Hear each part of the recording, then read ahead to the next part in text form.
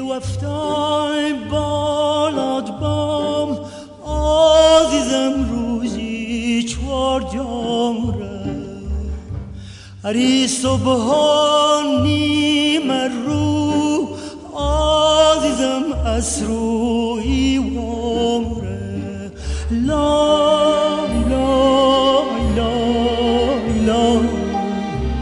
کجولی چو کجاله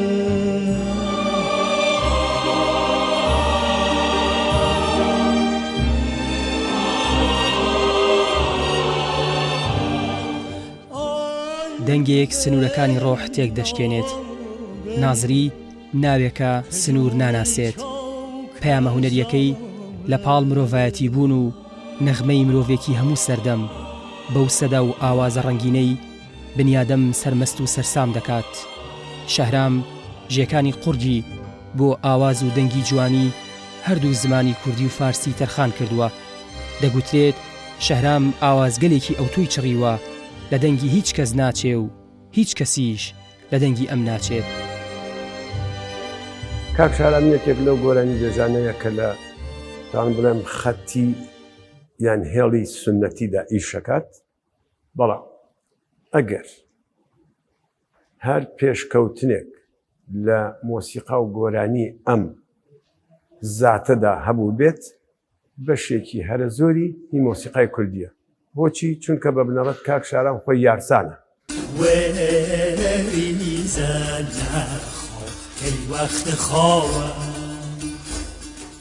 یارسانەکانیش خاوەنی مۆسیقایەکی کۆنن خاوەنی مۆسیقایەکن کە هەر لە کۆنەوە بەهۆی شاراوەیی ئاینەکەیان بەهۆی کڕماتبوون کە بە فارسی پێڵێن سەر ڕەمەگوو یانێ کە ئەوەی لە دڵتایە بڵاوی مەکەوە باسی مەکە خاوەنی گۆرانی و مەقاماتێکی زۆر خاوەنی 75 قەتارن کە زۆر بڵاو بوونەتەوە بەڵام هێشتا بە باشی نەناسراوە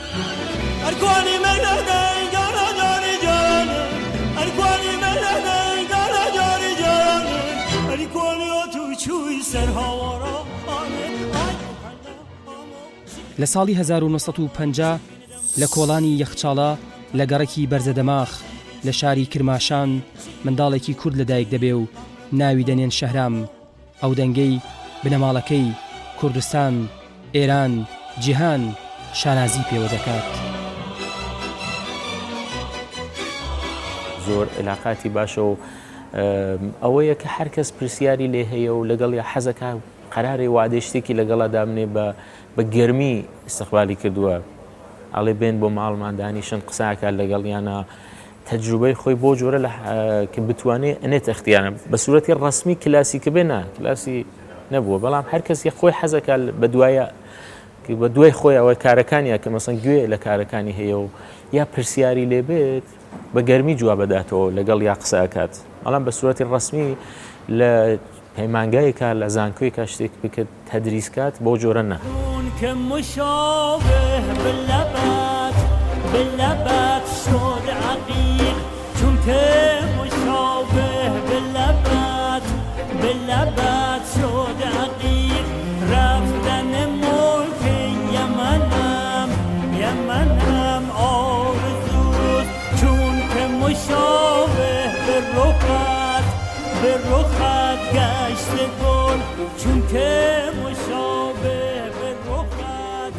یک سال بعد انقلاب بوو کە ئازمونە باربەت بوو ئەو لێنا مەقام ئەوەڵی بەدەساوە ئەو ئازمونە لەو دوای تر شارەم نازری تر بانوان خانندێک مەترەح بوو لە ئێرانە تە گروو شێدا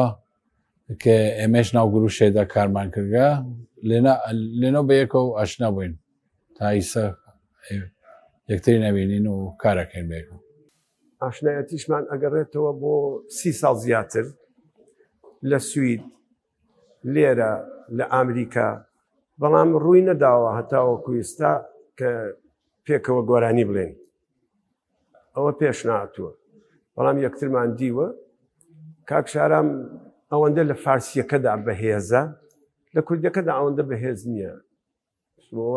ڕاستیە کە ناتوانانی حاشیە لێ بکە. پیدا شدم پیدا شدم پیدا شدم پیدا شدم پیدای نام پیدا شدم پیدای نام پیدا شدم شیدا شیدا شیدا شدم شیدا شیدا شیدا شدم. زۆربەی کارەکانی شارامی نازری لە بەشی فارسیدا لەسەر شعرەکانی مەولانای ڕۆمی و حافزە، هەروەها لەسەر شعری نوێی فارسیش کاری کردووە. مۆسیقای فۆلکلۆری کوردی یەکێکە لە کۆڵەکە گرنگەکانی کارەکانی شارامی نازری و لە زۆربەی کۆنسێرتەکاندا کاری کوردیشی هەیە. مادرم در حقیقت اولین دایکم یەکەمین کەس بوو ئەو کاری کردم، بۆیە ئەتوانم بڵێم هەر دایکیشم مامۆستام بووە لە پێگەیاندنی مندا، هەم لە بواری ئەدەبی و هەم لە بواری هونەریشدا. چونکە ژینگەی ماڵی ئێمە جیاواز بوو، بەو پێی ماڵێک بوو پڕ بوو لە مۆسیقا و مەجلیس و کۆڕی هونەری، و بەتایبەت ئەو کاتەی کرماشان خەڵکێکی هونەری ئەهلێکی شعری هەبوو، کەش و هەوایەکی عرفانیان هەبوو. ئاوا بوو کرماشان کە ئێمە منداڵ بووین، خێزانی منیش چونکە ئەهلی مۆسیقی بووین، دایکم، باوکم، مامەکانم، بەشێکی زۆر لە خێزانەکەم، هەر کەسێکت دەبینی خاوەنی هونەر و بەهرەیەکی خۆی بوو. در هوایت بیقرارم بیقرارم روز و شب سر ز کویت بر ندارم روز و شب در هوایت بیقرارم روز و شب سر ز کویت بر ندارم روز و شب جان روز و جان شب ای جان تو انتظارم روز و شب. 1500 گۆشەی مۆسیقایمان هەیە کە لەو 1500 ئەکرێ بوترێت 1200 ڕەنگە زیاتریش کورد خاوەنیەتی. لەو شتانە کە تایبەتی کرد فعالیەتی مامۆستا شارامی نازری، دەنگی جنسی تایبەتی خۆی بوو، نوعی خوێندنی تەقلید لە کەسێکی خاص نەبوو، نوعی تەحریرەکانی نوعی خوێندنەکەی ئەوە یارمەتیدا و باعث بوو کە بێژگەم لە تەکنیکی بێژگەم لەوە کە ئەحساس و هەستێکی جوانی بوو و ئینسانێک بوو محقق بوو، ئینسانێکی باسەواد بوو، ئینسانێک بوو زۆر زەحمەتی کێشاو لەسەر موسیقای فارسی و موسیقای کوردی ئەوانە. ئەوە مهم بوو کە جنسی تایبەتی خۆی بوو و شەبیهی کەس نەبوو، عینی کەس نەبوو، باعث بوو جەماوەرێکی زۆرتر پێ بکەوە، محبوبیەتی زۆرتر بوو. مادر ز سحر در میخانه نهادی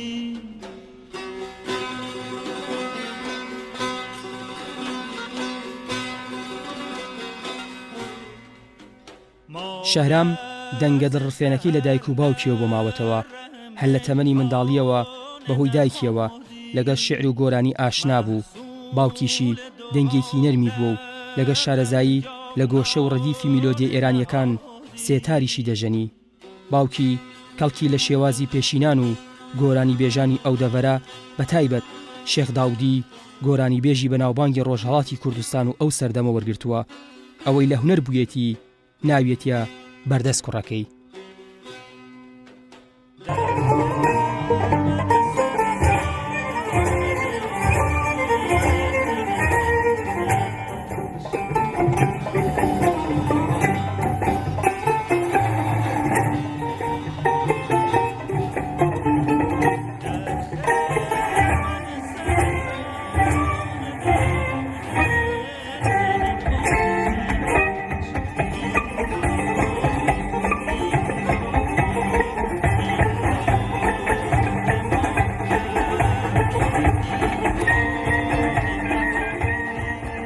شارەم نازری خب یەکێک لە گەورەترین خوانندەگەل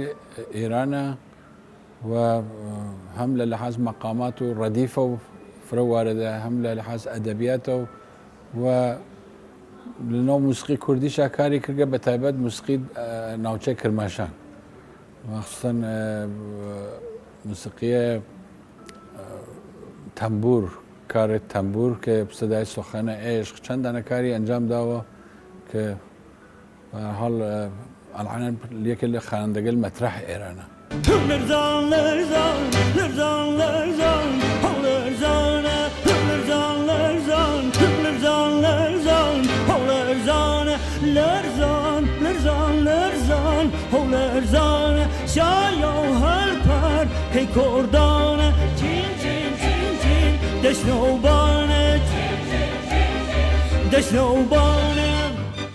شارامی نازری توانی لە تەمەنی 7 ساڵیدا یەکەم بەرنامەی هونەری خۆی هاوڕێ لەگەڵ تارژەنینی هەمیشە لە یادی دەروێشی لە ژەنیارە بەناوبانگەکانی ئەو سەردەمەی کرماشان پێشکەش بکات. پاشان لە تەمەنی 11 ساڵیدا توانی چەند بەرهەمێکی دیکە لە مۆسیقای ئێرانی پێشکەش بکات. نازری بۆ دەوڵەمەندکردنی تێگەیشتنی خۆی لە مۆسیقا پەیوەندێکی زیاتری لەگەڵ ئامۆزاکەی کەیخەسرە و پورنازری کوڕی پەروێزخان پورنازری و دەروێش عەلی خەراباتی دروست کرد. دەتوانم بڵێم کە یەکێک لە کۆڵەکەکانی موزیکی سنەتی ئەو مۆسیقایەی کە کاک شارامی نازری بەسەریەوە کارەکات یان پیشەیەتی بەسەر مۆسیقای کوردیەوە دامەزراوە. یەکێ لە مەزمونانی شێعرانی مەولانە شێعرانی عارفانەیە. زۆر لەو کارانیچە کە ئەم خوێندی بەڕاستی زۆر بەباشی توانی مەسەڵەن مۆلانە بناسێنێ بە خەڵک لە هەموو شوێنەکە چون زۆر لەسەر ئەشعاری مۆلانە کاری کرد و چەندانە ئەلبومی هەیە تایبەتی لەسەر ئەو شێعرانە کاری کردووە ئەویش بەناو بە ئەنوانی شاعرێکی عارف دەیناسن ئەو پیاوە گەورە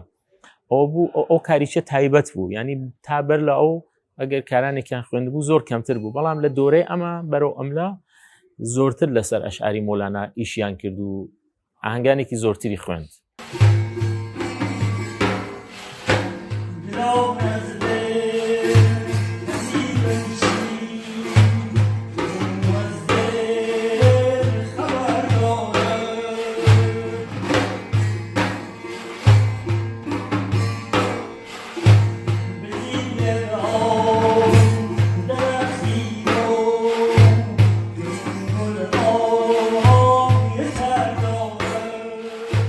مۆسیقاژەن و ئاهەنگدانەر و دەنگێکی حەزین شەهرامی نازری خاوەنی سلۆبی تایبەت بە خۆیەتی و مۆسیقای حەماسی و عیرفانی تێکەڵ بە یەکدی کردووە.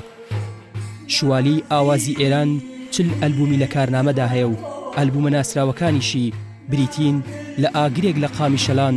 شەیدابوون و کاروانی شەهید و دەنگی قسەی عشق و بەهارانی ئاویار و ئاوازی ئەساتیر و گوڵی سەدبەر. یەک نەفەرە کە حرفەیی بێ کار بکە هەمیشە خۆشایەندە بۆ هەر کەسێک خۆشایەندە. ئێمەش وەختێک کارێک ئەنجامین ئەگە بزانین ئەو کارمانە دروست ئەنجامە ئەدرگێ و دروست ئەخوێنگێ ئەوە بۆ ئێمە خۆشایەندە. موسیقەیەک ئەتوانین مەزمونی ئەو موسیقا عارفانە بێ یا حەماسی بێ یا شاد بێ یا غەمگین بێ یە بەخشێکی بەستگی هەیە بە نوعی ئەرنجەکە و بە نوعی سازمەندیەکە و موسیقاکە بەخشێکیشی شعرەکەیە. هەمیشە بە دوێ ئەوە بووە کە کاری تازە بکات و کاری نوێ بکات کە دڵی جەماوەری خۆی بەدەست بێرەوە کارێکی زۆر گرینگە زۆر مهمەوە بە بۆنەوە هەمیشە جەماوەری زۆر بووە. این خێرانە خۆم بمەی خۆنە بەر ئەی جۆنم ئەی هەلیب. شەهرامی نازری ناوبانگی جیهانی هەیە. لە فەڕەنسا خەڵاتی لیژیۆن دۆرنۆ و لە ساڵی 2010 خەڵاتی فەخری شوالیەی لەلایەن حکوومەتی فەڕەنسا پێبەخشرا. خەڵاتی میراتی کللتوری ڕۆژئاوای لەلایەن بانکی مون سکرتێری پێشووی گشتی نەتەوە یەکگرتوەکان پێدرا. وەرگرتنی دکتۆرای فەخری لەلایەن وەزارەتی فەرهەنگی فەڕەنسا، وەرگرتنی دکتۆرای فەخری لەلایەن ئەمریکا یونیڤەرسیتی. مدالیای زێڕینی مولانا لەلایەن وەزارەتی ڕۆشنبیری تورکیا و خەڵاتی ئوستوڕەی زیندوی لەلایەن زانکۆی UCLA ئەمریکی پێدرا، ڕێزێنانی لەلایەن کۆنگرێسی ئەمریکا و ناونانی ڕۆژی 25 شوبات بە ناوی شەهرامی نازری لەلایەن شارەوانی ساندیاگۆ لە ولاتی کالیفۆرنیای ئەمریکا. شارامی نازری لە ساڵی 2014دا داهاتی 1 ساڵ کاری خۆی بەخشیە کچە قوربانیەکانی ئاگربەربوونی قوتابخانەکەی شیناویەی ڕۆژهەڵاتی کوردستان.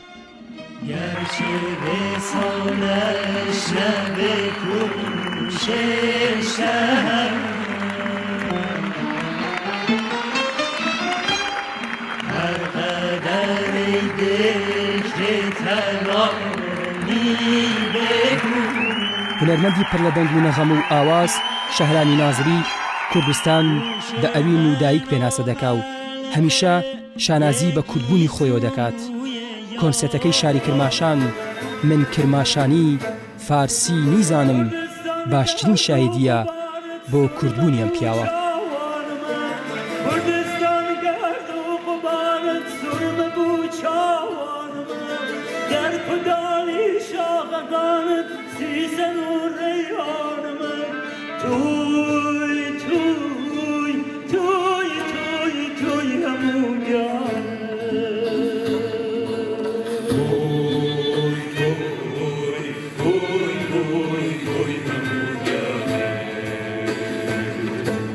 وطن